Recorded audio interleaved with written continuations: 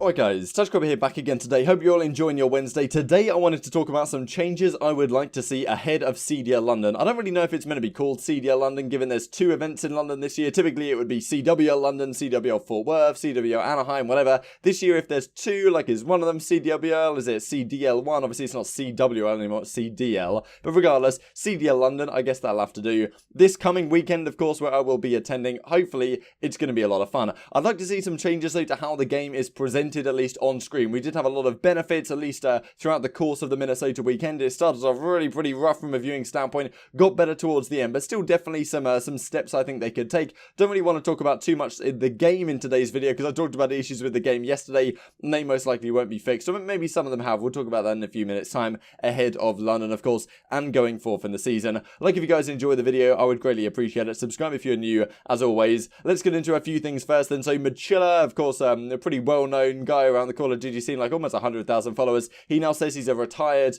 Call of Duty pro, so just keep that in the back of your mind if you guys are a big MattG's fan. Like MattG's beard, you guys may know him from the Reddit comment section if you've been around there a while. This is an article from Esports Insider. Of course it's not very centralized, so I'll do this for you on screen. This is thanks to Adam Fitch, another great insight from him. I hadn't seen anything about this anywhere, but he comes out and says that Ultimate Media Ventures ULT are putting on a night shift collection for like some apparel related to the Call of Duty League, an official merchandise line that they've launched with Activision Blizzard. As they say, when Activision Blizzard launched the initial one, it was met with plenty of criticism, as we talked about here on this channel, where effectively all the jerseys are just copy and paste of all the other ones, just changing color schemes, no originality, no no one can express their brand on the jerseys or anything like that. However, there is a collection going on here, so a couple of comments. Of course, I will leave this linked down below for you guys to check out in greater detail, but how did you approach the custom line? At ULT, we take a lifestyle approach to design, thinking about how these pieces will be worn by players on and off stage. To my knowledge, we haven't really seen any details of what this line looks like yet. Of course, I'll keep you guys updated. We're also, we are also fans first, so we think about the core community, how the core community will receive the work. We found inspiration in our experiences with E United as well, developing products for them to their ascent of becoming champions. The Ascent, of course, was the name of the United series they did around Call of Duty World Championships last year and all of that stuff. We find a ton of inspiration in the idea of these leagues shaping the future of competitive play. It was an awesome time to be a gamer and a lot of fun to design what culture is as it evolves. Have you solely tried to accommodate Call of Duty fans, or is mainstream appeal important? I think Call of Duty is a game that has reached mainstream appeal. The core fans are super important to us. We want to elevate everything we do so we can offer them something awesome that will also resonate with a global audience. So some cool stuff here. Have to see how this line turns out. I'm pretty sure I can't find it anywhere where people talk about this in greater detail, so we'll have to see, and I'll keep you guys updated of course. Let's just mention this real quick. Thanks to AG Mary Vertigo for pointing this out from EasyMac. Apparently Activision has created a media department and their goal is to create a movie universe that rivals Marvel. Not going to happen, and there's multiple movies already lined up that are soldier focused. We've heard for a while now about the Call of Duty movie. I don't think I've ever discussed it here. Interesting that EasyMac comes out and says this, given that this is like behind the scenes stuff. I doubt Activision is very pleased with one of the representatives of their league, an analyst at FaZe, kind of talking about this stuff, but who knows, maybe that's perfectly reasonable. And this is an article he points to why the Call of Duty movie will blow you away, so I'll leave this linked down below. There we go, it's on full screen here. Apparently this has been in the works for a while. As EasyMac says, they might have a few movies lined up, obviously not really related to competitive play, but definitely something that could be huge for the Call of Duty universe, bringing in more fans potentially, more fans that would potentially get involved in competitive play if it's advertised the right way. Like who knows, right? But I'm not surprised if Activision Blizzard are thinking along those lines.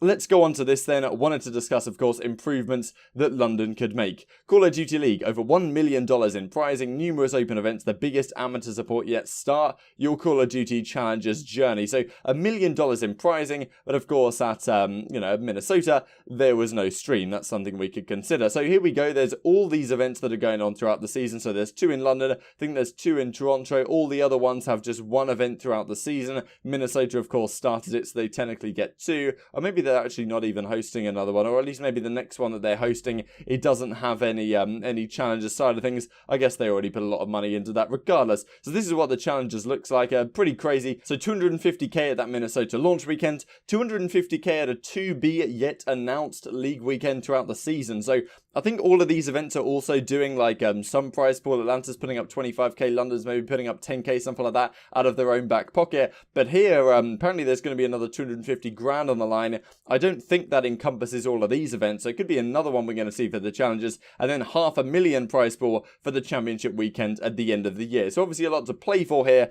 And one of the key points really is, can we get a challenger stream? That's where I wanted to go with this. Talked about it a few days ago now. Actually, we didn't talk about it, but I've got a video planned to come out over the coming days talking about challenges, and people were talking about how, are they entitled to exactly what's going on in the scene right now.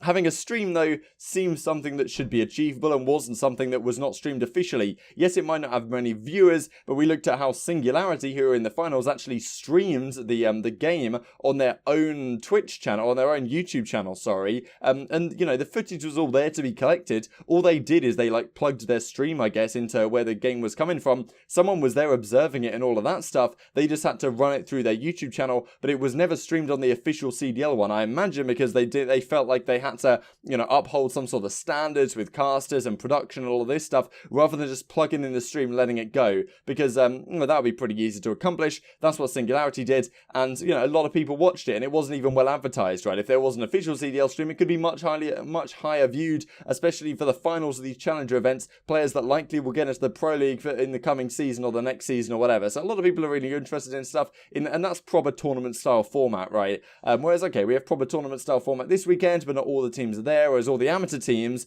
are always fighting it out at these events. Definitely, all the best amateur teams in the game. Moving onwards then. So this is what I wanted to talk about yesterday. A couple of people mentioned to me that I was talking about the camos that players had on, like the outfits that they were wearing, and apparently this is an overlay on top of the Codcaster. Really cool to see, as Nick points out to me here, and as Zontac points out to me as well. Really cool to see this, to be honest. I thought that this could be the case when I saw it. I was like, really, have they genuinely got all the pros to put on all the camos and are enforcing it to that point? But apparently it's a custom overlay that graphically is done in the game to make certain teams look a certain way when you're looking at them. However, in game they don't actually have those camos on when they're shooting each other in real time. So that's genuinely cool to see. It means that some of these glitches that may be occurring with the invisible character models and everything that we talked about yesterday may not actually be affecting competitive play in the way that I initially thought.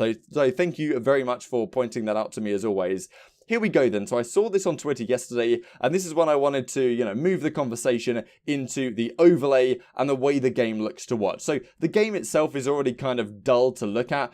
Some of the big issues that we were having this weekend was that the colors that were chosen for the teams really didn't go very well with, being able to see the names on the minimap and also being able to see their names over here. For some reason, they've decided to make this a completely black background to the kill feed, which means that if you have a dark color for one of your teams, it's pretty much going to be invisible. And if you have a grayish color, because the contrast isn't very high on these arrows over here in the bottom left, we'll look at a much worse example in just a minute here. But yeah, like Eagles COD versus Full Sail Armada, this is in the Call of Duty, the College League, and it's pretty simple, right? They've got this thing over at the top. It's a pretty clean thing, but the real key point is, look, we've got the scoreboard up pretty much all the time here, and they do have it up all the time in the College League, and they have done pretty much in all the other leagues apart from the CDL, as it started off last season with the player pictures. We don't need to see the player pictures 4 times on the screen. Yes, you want to promote the characters and that angle of things and the personalities within the community, but it's a real crucial thing for the viewership experience to be able to see how well people are doing, because then you really get the context of the game. You can understand who's double positive, who's double negative, who's struggling, who needs to pick up the slack, who's on a massive kill streak, who should we go to, or from a codcasting perspective, are they close to streaks, even though streaks, gentleman's agreement, but whatever, the point still stands. A really key point, something that honestly, the scoreboards up in the top left look pretty nice on the whole. Like they're not ugly really by any means. It's just something that we should be having in the game, especially when in the where it says CCL down here, you would typically have the player's picture in an ideal world, which is how they have had it done. As long as I can see all arrows on the minimap, need to see when someone gets the next squad spawn, which is one of the issues that people are talking about in the game, but not exactly the issue I wanted to devolve things into in this video. So this is kind of what it looked like on the opening weekend. We had these names up here, these pictures up here, really unnecessary, right? We've got Crimsix up in the top left, we've got Crimsix down in the bottom right. Like, this is just not needed. Let's just have the scoreboards up. You know, it just makes way more sense, and it makes it a lot more enjoyable from the viewership perspective. Look at this as well that I saw on Reddit. I found this pretty unbelievable. It looks like right now the green team is playing a non-existent squad.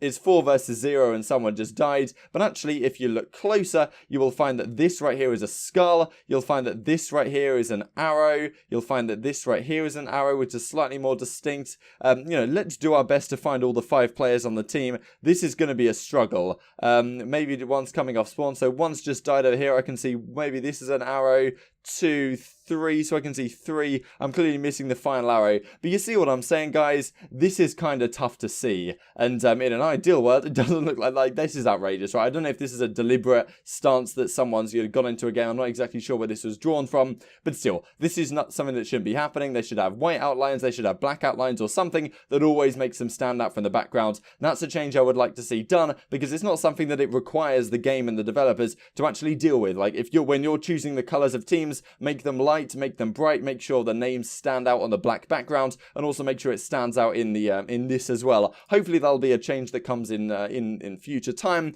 And also, as Axa, you know, this meme here, so he did this, I forget exactly what it said on that. He said something like Minnesota got a free win, I think, on this, and someone's overlaid it with keep the stats on screen. Someone commented kind of funny, like, I'm not sure that would be in Axe's best interests given the stats he puts up. So here we go then, just to finish off with group play. This is what it looks like this weekend. Saturday, February the 8th, 11 a.m. So this is my time in GMT. It'll be really early in the morning if you're on the East Coast, especially in West Coast, way more so. But yeah, 12:30 for Dallas, Seattle, 2 p.m. Chicago, Los Angeles. So just in time for you guys to wake up, I suppose. And then February the 8th, 4 p.m. London versus Toronto Ultra. And then, of course, the game continues on the weekend. These are just group play matches. So just to finish with this clip from McWilliam as he bows out of Call of Duty, or at least he says he will. And, you know, this is what the scoreboard looked in right at the start of the game. This is from the 11th of November. See how we have the scoreboard up, and we also have player pictures below. This is from like a Dallas 10K tournament right at the start of the game, and even the CDL can't keep up with this level of graphics right now.